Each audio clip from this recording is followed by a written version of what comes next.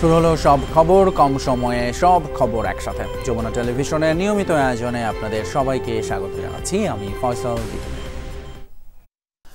জাতীয় নাগরিক পার্টি গত এক বছরে অনেক ছাড় দিয়েছে।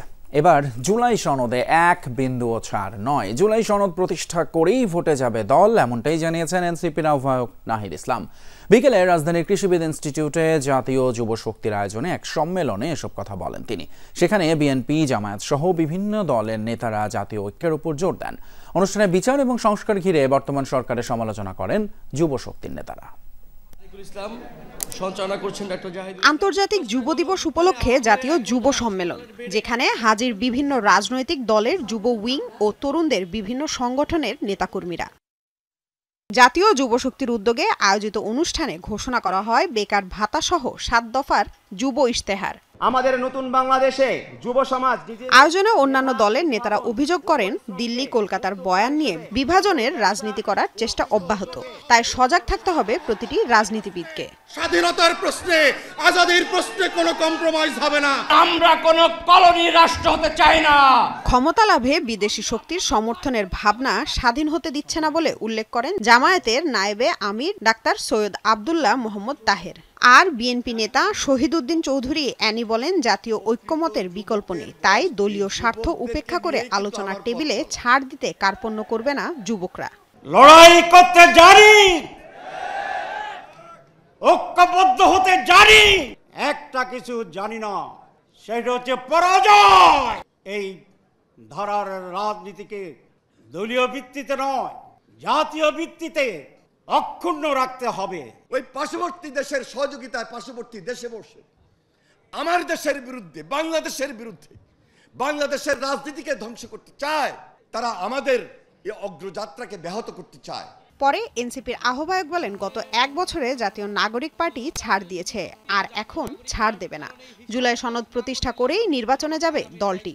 রাজনৈতিক শক্তিগুলো নিজেদের মধ্যে জাতীয় ঐক্য ধরে রাখতে না পারে, দেশের স্থিতিশীলতা নিশ্চিতে নিজেদের মধ্যে ছাড় দেওয়ার মানসিকতা তৈরি না হয়, ফলে আরেকটি 1-11 আসবে। তরুণদেরকে আপনারা যারা ক্ষমতা নির্ধারণ করে, তারা যদি আবারও প্রতারিত করি, এই দেশের আর কোনো ভবিষ্যৎ নাই। জুলাই সনদের যেই প্রতিশ্রুতি, সেই সকল প্রতিশ্রুতি বাস্তবায়ন করেই আগামীর যে নির্বাচন, সেই নির্বাচনে আমরা অংশগ্রহণ করব। সরকারকে গত এক বছরে গৃহীত পদক্ষেপ সহ আগামীর পরিকল্পনা জনগণের সামনে তুলে ধরার আহ্বান জানান এনসিপির কেন্দ্রীয় নেতারা। যদি সংস্কারকে কার্যকর করা না হয়, তাহলে রাজপথ দখলে নিয়ে সংস্কারকে বাস্তবায়ন করতে হবে। অ্যাডমিনিস্ট্রেশন সংস্কার করে আমরা এই ব্যুরোক্রেটদের আমরা ভূমিকা সম্পর্ক নিশ্চিত হতে চাই। যে কোনো একটি অপকর্ম করে আমরা চাই দলমত নির্বিশেষে, সে যদি এনসিপির হয়, সে যদি যুব শক্তির হয়, তার বিরুদ্ধেও আমরা আমাদের কণ্ঠস্বর উঁচু করব। ফেব্রুয়ারিতে নির্বাচন হবে, ফেব্রুয়ারিতে নির্বাচন হবে না। যদি ফেব্রুয়ারিতে নির্বাচন হয়, আমার যে ভাইয়েরা শহীদ হয়েছিল, রক্ত দিয়েছিল সংস্কারের জন্য, একটি নতুন সংবিধানের জন্য, তাহলে কবরে গিয়ে তার লাশটা ফেরত দিতে হবে এই সরকারকে। আয়োজনে বিচার ও সংস্কার ঘিরে অন্তর্বর্তী সরকারের সমালোচনা করেন যুব শক্তির নেতারা। লামিয়া তিথি, যমুনা নিউজ, ঢাকা। যুব সম্মেলনের মিলেমিশে দেশ গড়ার সুযোগ দিতে জনগণকে ধানের শীষে ভোট দেওয়ার আহ্বান জানিয়েছেন বিএনপির ভারপ্রাপ্ত চেয়ারম্যান তারেক রহমান। বলেছেন, কর্মসংস্থানমুখী এবং জীবন মান উন্নয়নের রাজনীতিই বিএনপির আগামী দিনের নীতি, আর সেজন্য প্রয়োজন বিএনপির প্রতি জনগণের স্বতঃস্ফূর্ত সমর্থন। যুব দিবসের আলোচনায় ভার্চুয়ালি যুক্ত হয়ে এসব কথা বলেন তারেক রহমান। অনুষ্ঠানে মহাসচিব মির্জা ফখরুল বলেন, আওয়ামী লীগের মতো কারচুপির কলঙ্ক নিতে চায় না বিএনপি। আন্তর্জাতিক যুব দিবস উপলক্ষে দুপুরে বাংলাদেশ চীন মৈত্রী সম্মেলন কেন্দ্রে যুব সমাজের প্রত্যাশা ও বিএনপির পরিকল্পনায় আগামীর বাংলাদেশ শিরোনামে আলোচনা সভা। আয়োজনে বিএনপির 3 তরুণ সংগঠন, ছাত্রদল, যুবদল ও স্বেচ্ছাসেবক দল। এই যে ফ্যাসিবাদী ব্যবস্থা বদল করে একটা গণতান্ত্রিক ব্যবস্থা কায়েমের প্রশ্ন, এটা যেন কেবল কথার কথা না থাকে। আলোচনায় বিএনপি মহাসচিব মির্জা ফখরুল ইসলাম আলমগীর বলেন, যে কোনো অপকর্মের সঙ্গে বিএনপিকে জড়িয়ে খাটো করার অপচেষ্টা চলছে। আমাদের দিকে আঙুল তুলে কেউ যেন দেখিয়ে বলতে না পারে যে আমরা ওই আওয়ামী লীগের মতো জোর করে নিয়ে গেছি, এটা যেন কেউ বলতে না পারে। This is very important. এটা অত্যন্ত জরুরি কথা, কারণ আমরা বড় দল এখন, আওয়ামী লীগ নেই। আমাদেরকেই সেই দায়িত্ব পালন করতে হবে, একটা সম্পূর্ণ নিরপেক্ষ সুষ্ঠু নির্বাচন যেন হয় তার জন্য। প্রধান অতিথির বক্তব্যে বিএনপির ভারপ্রাপ্ত চেয়ারম্যান তারেক রহমান তুলে ধরেন যুবকদের ঘিরে দলের নানান পরিকল্পনা নিয়ে ইতিমধ্যেই কাজ শুরু হয়েছে জানিয়ে তিনি বলেন, যুব সমাজ বিপদগামী হলে বাধাগ্রস্ত হবে দেশের উন্নয়ন। ট্রেডিশনাল জব বা ট্রেডিশনাল কাজ যেগুলো আছে সেগুলো এই অ্যাডভান্সমেন্টের জন্য কিন্তু এই ট্রেডিশনাল এগুলোর কিন্তু বিলুপ্তি হচ্ছে। তবে একই সঙ্গে প্রযুক্তি নির্ভর কর্মসংস্থানের বাজারও কিন্তু এক্সপ্যান্ড করছে, অনেক বড় হচ্ছে। সুতরাং প্রযুক্তির নতুন বাজারে যদি আমাদেরকে প্রবেশ করতে হয়, তার জন্য অবশ্যই প্রয়োজন দক্ষতা এবং যোগ্যতা অর্জন। তারেক রহমানের মতে প্রতিহিংসা এড়িয়ে সাহস ও সততা নিয়ে এগিয়ে গেলেই বাংলাদেশের সমৃদ্ধি অবশ্যম্ভাবী। প্রতিহিংসা এড়িয়ে সাহস এবং সততার সঙ্গে এগিয়ে গেলে আমি বিশ্বাস করি বাংলাদেশের সামনে সমৃদ্ধির সম্ভাবনা সকল দ্বার উন্মুক্ত। বাংলাদেশের জনসংখ্যাই হতে পারে একমাত্র আমাদের বাংলাদেশের সাফল্য এবং সমৃদ্ধির নিয়ামক। বলেন, জনগণ প্রচলিত রাজনীতির পরিবর্তন চাইছে। আকাঙ্ক্ষা পূরণে প্রতিশ্রুতি নয়, প্রতিশ্রুতির বাস্তবায়ন চায় সাধারণ মানুষ। জনগণের জীবন মান উন্নয়নের সকল পরিকল্পনা যদি বাস্তবায়ন করতে হয়, বিএনপির প্রতি জনগণের স্বতঃস্ফূর্ত সমর্থন প্রয়োজন। দেশের সর্বস্তরের জনগণের কাছে আমার আহ্বান, আগামী নির্বাচনে ধানের শীষে ভোট দিন, দেশ গড়ার সুযোগ নিন। ভোট দিলে ধানের শীষে, দেশ গড়ব মিলেমিশে। সাংস্কৃতিক প্রতিভা অন্বেষণের পাশাপাশি ক্রীড়াক্ষেত্রেও আলাদাভাবে নতুন কুড়ি চালু করার ঘোষণা দেন বিএনপির ভারপ্রাপ্ত চেয়ারম্যান। ক্রীড়া শিক্ষাকে কারিকুলামে অন্তর্ভুক্ত করার পাশাপাশি শিক্ষা কার্যক্রমের বাইরে থাকা যুবকদের নিয়ে বিএনপির ভিন্ন পরিকল্পনার কথাও জানান তারেক রহমান। নতুন করে আরেকটি সাবজেক্ট আমরা চালু করব, লেখা থাকবে নতুন করে, ব্র্যাকেটে লেখা থাকবে স্পোর্টস বা ক্রীড়া। সাইফুদ্দিন রবিন, যমুনা নিউজ, ঢাকা। অর্থনীতি সহ সব ক্ষেত্রে ঘুরে দাঁড়ানোর চেষ্টা করছে বাংলাদেশ। আগামী ফেব্রুয়ারিতে জাতীয় নির্বাচন। মালয়েশিয়ার প্রধানমন্ত্রী আনোয়ার ইব্রাহিমের সঙ্গে দ্বিপাক্ষিক বৈঠক শেষে যৌথ ব্রিফিংয়ে এমনটাই বলেছেন প্রধান উপদেষ্টা ডক্টর মোহাম্মদ ইউনূস। সফরে মালয়েশিয়ার সাথে প্রতিরক্ষা, জ্বালানি এবং হালাল খাদ্য সহ 5টি বিষয়ে সমঝোতা স্মারক সই করেছে বাংলাদেশ। ব্রিফিংয়ে বাংলাদেশের তরুণদের শিক্ষা এবং কর্মসংস্থানের সুযোগ করে দেয় মালয়েশিয়া সরকারের প্রতি কৃতজ্ঞতা জানান প্রধান উপদেষ্টা। সেই সাথে দেশটির ব্যবসায়ীদের বাংলাদেশে বিনিয়োগের আহ্বান জানান তিনি। রোহিঙ্গা সংকট সমাধানে মালয়েশিয়ার সহযোগিতা কামনা করেন উপদেষ্টা। বাংলাদেশে শান্তি প্রতিষ্ঠায় ডক্টর ইউনূস গুরুত্বপূর্ণ ভূমিকা পালন করছেন বলে মন্তব্য করেন মালয়েশিয়ান প্রধানমন্ত্রী আনোয়ার ইব্রাহিম। এর আগে পুত্র জায়ায় নিজ কার্যালয়ে প্রধান উপদেষ্টাকে অভ্যর্থনা জানান তিনি। ডক্টর ইউনূসকে দেয়া হয় লাল গালিচা সংবর্ধনা এবং গার্ড অফ অনার।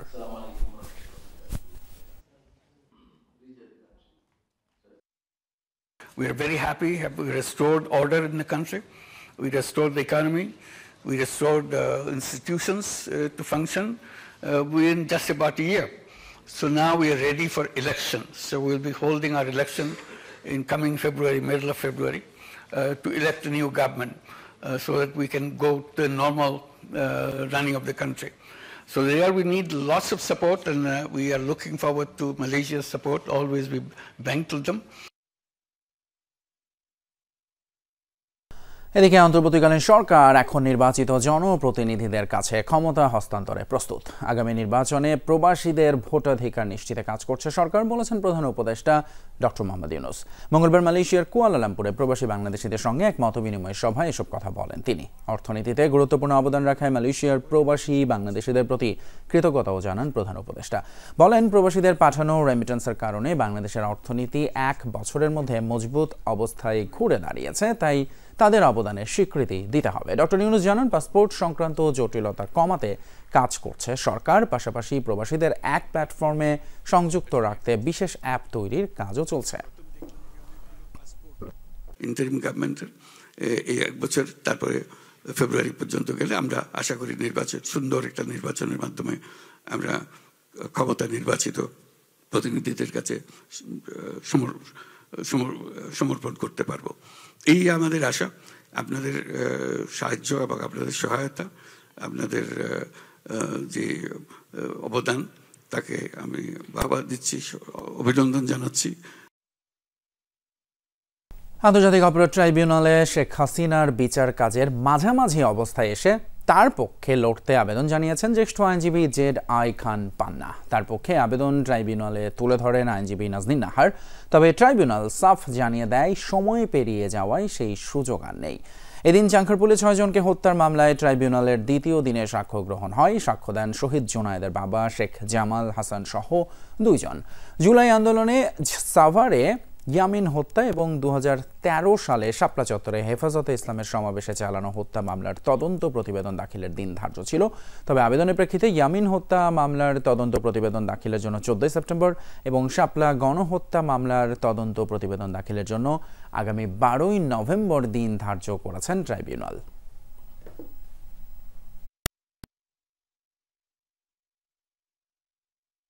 আসন্ন সংসদ নির্বাচনে ভোট কেন্দ্রের সংখ্যা হতে যাচ্ছে 45,098টি আর ভোট কক্ষ 2,80,564টি। একই সাথে ভোট গ্রহণের দায়িত্বে থাকবেন 9,31,131 জন কর্মকর্তা। ইসির ভোট গ্রহণ কর্মকর্তাদের প্যানেল প্রস্তুত এবং প্রশিক্ষণ কার্যক্রম সভা থেকে এই তথ্য নিশ্চিত করা হয়েছে। আগামী সংসদ নির্বাচনে ভোট দিতে পারেন 12,78,00,000-এর বেশি ভোটার। এতে যাদের জন্ম 1 জানুয়ারি 2008 বা তার পূর্বে তারাও যুক্ত হতে পারবেন। এবারের নির্বাচন ঘিরে ইসি 3 ধাপে ভোটার তালিকা প্রস্তুতির কাজ করছে। সবশেষ দ্বিতীয় ধাপের তথ্যে খসড়া তালিকাভুক্ত ভোটার 12,61,00,000-এর বেশি।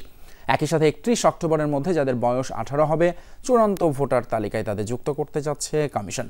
ভোট কেন্দ্রগুলো নজরদারিতে রাখতে কমিশনের পাশাপাশি সরকারের পক্ষ থেকেও প্রস্তুতি নেওয়া হচ্ছে। সব খবর এবার সময় হলো ছোট একটা বিরতির, সঙ্গে থাকুন, একটু পরে ফিরছি।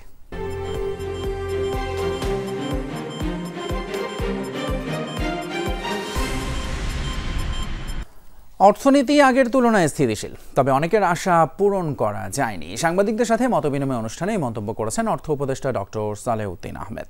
ব্যাংকিং খাত এবং পুঁজিবাজার এখনও বড় মাথা ব্যথা বলে জানান তিনি। অর্থ উপদেষ্টা বলেন, বিদেশে নতুন করে শক্তি বিনিয়োগ করছে অর্থ পাচারের কুশীলবরা, তাই সংস্কারের সময় লাগছে। তার মতে বাংলাদেশ ব্যাংক এখনও পুরো আর্থিক খাত সামাল দিতে প্রস্তুত নয়। ডক্টর সালেহউদ্দিন জানান, আগের সরকারের সময় রাজনৈতিক বিবেচনায় প্রকল্প নেওয়া হতো, এখন তা বন্ধ করা হয়েছে। তবে যেসব প্রকল্প অগ্রসর হয়েছিল সেগুলো অব্যাহত রাখা হয়েছে। তার মতে বার্ষিক উন্নয়ন কর্মসূচি এডিপির ক্ষেত্রে সরকার অনেক বাস্তববাদী। অর্থ উপদেষ্টা বলেন, বাজেটে সব পক্ষ সুযোগ সুবিধা চায়, কিন্তু কেউ কোনো কর দিতে চায় না। ফরেন এক্সচেঞ্জ, আপনার মার্কেটে টাকার যে স্থিতিশীলতা, সেটা নিয়ে আমার একটু টেনশনে ছিল। IMF বলছিল মার্কেট ছেড়ে দাও, মার্কেট ছেড়ে দিয়ে কিন্তু আমরা খুব ভুল করিনি, মোটামুটি কিছুটা স্টেবল। তবু সামনের দিকটাও দেখতে হবে। তারপরে আপনার মূল্যস্ফীতি প্রায় 14% ছিল জুলাই মাসে, এখন 8.55 মতো। বকেয়া 8,000 কোটি টাকা শোধ করতে না পারায় হুমকির মুখে পায়রা বিদ্যুৎ কেন্দ্রের উৎপাদন। আর তাহলে ভয়াবহ লোডশেডিং এর কবলে পড়বে পুরো দেশ। বাংলাদেশ চায়না পাওয়ার কোম্পানি বলছে, আগের পাওনা শোধ করলে উৎপাদন অব্যাহত রাখা নিয়ে চিন্তা নেই। আর পিডিবি বলছে, দেশের সবচেয়ে বড় এই বিদ্যুৎ কেন্দ্রের পাওনা পরিশোধে সরকার আন্তরিক, কিন্তু একবারে এত টাকা দেয়া সম্ভব নয়। জানিয়ে চেয়ারম্যান বলেন, ধাপে ধাপে পরিশোধের কাজ শুরু হয়েছে। বিদ্যুৎ সরবরাহে এতে প্রভাব পড়বে না বলেও মনে করেন তিনি। মাহফুজ মিশর রিপোর্টে বিস্তারিত। পায়রা দেশের সবচেয়ে বড় বিদ্যুৎ কেন্দ্র। দৈনিক মোট উৎপাদনের প্রায় 10% আসে এখান থেকে। সক্ষমতার প্রায় শতভাগ বিদ্যুৎ উৎপাদন করে 1320 মেগাওয়াট ক্ষমতার কেন্দ্রটি। এটি চালাতে প্রতিদিন দরকার 12,000 টন কয়লা। আমদানি করা এই কয়লা কেনা থেকে বন্দরে আনা, লাইটার জাহাজে করে বিদ্যুৎ কেন্দ্রে পৌঁছানো, সবই ব্যয়বহুল। পায়রা বিদ্যুৎ কেন্দ্রের মালিকানায় সমান অংশীদার পিডিবি ও চীনা কোম্পানি সিএমসি। এটি পরিচালনায় গঠিত হয়েছে বাংলাদেশ চায়না পাওয়ার কোম্পানি BCPCL। কর্তৃপক্ষ বলছে, জুলাই মাস সহ ধরলে সরকারের কাছে তাদের পাওনা 8,000 কোটি টাকা। এই টাকা দিতে না পারলে কঠিন হবে নতুন করে কয়লা আমদানি। Recently we face some a bit delay of the payment. In that case, if our cash flow can be ensured, then we can automatically ensure the running of the power plant in a smooth way. So I think in the future, now PDB already started the payment for this month. 2020 সাল থেকে উৎপাদনে আছে পায়রা তাপবিদ্যুৎ কেন্দ্র। 2022 সালে তীব্র dollar সংকটে বকেয়া দিতে না পারায় জ্বালানির অভাবে মাসখানেক বন্ধ ছিল এটির উৎপাদন। এ দফায়ও তেমন কিছু হলে আসছে গরমে যে তার তীব্র প্রভাব পড়বে তা সহজেই অনুমেয়। যদিও দেশে বিদ্যুতের একক পাইকারি ক্রেতা পিডিবি বলছে পায়রার উৎপাদন অব্যাহত রাখতে সর্বোচ্চ চেষ্টা করছে সরকার। এটা আমাদের কন্টিনিউয়াস একটা প্রসেস, তাই একবারে পারবো না, আমরা তো গ্রাজুয়ালি এগুলো দিয়ে থাকি। চেষ্টা করছি যাতে পাওয়ারগুলো আনইন্টারাপ্টেডলি চলে। সেই জন্য যে ধরনের মেজার্স নেওয়া দরকার, যে ধরনের পেমেন্ট করা দরকার, সেটা আমরা অব্যাহত রেখেছি যাতে কয়লার সাপ্লাই চেনে কোনো বিঘ্ন না ঘটে। পটুয়াখালীতে অবস্থিত এই কেন্দ্রটির উৎপাদন খরচও তুলনামূলক কম, তাই অগ্রাধিকার ভিত্তিতে বকেয়া পরিশোধ না করলে নানামুখী সংকট বাড়তে পারে বলে সতর্ক করছেন বিশেষজ্ঞরা। মাহফুজ মিশু, যমুনা নিউজ, ঢাকা।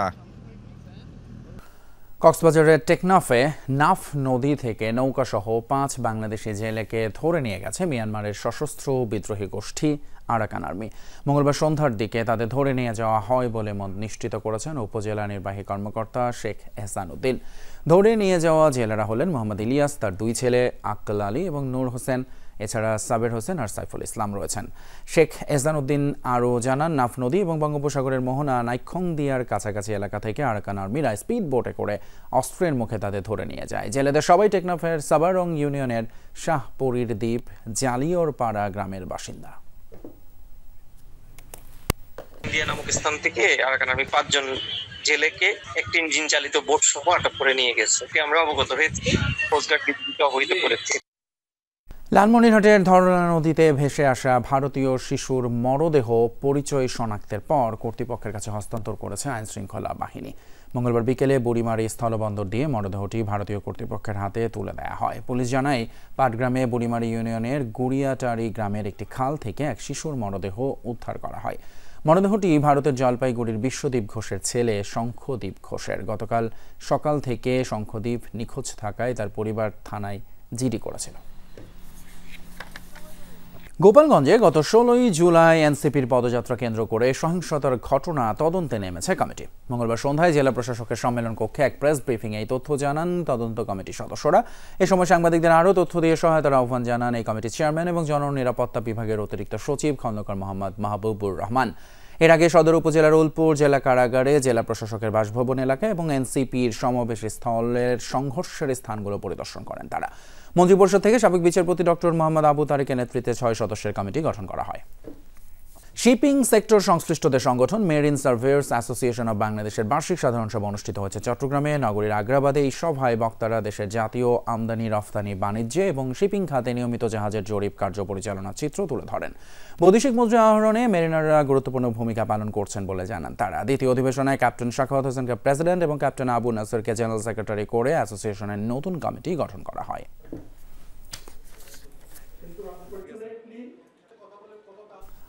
এই ছিল আমাদের আজকের সব খবরের আয়োজন। এতক্ষণ সাথে থাকার জন্য ধন্যবাদ আপনাদের সবাইকে।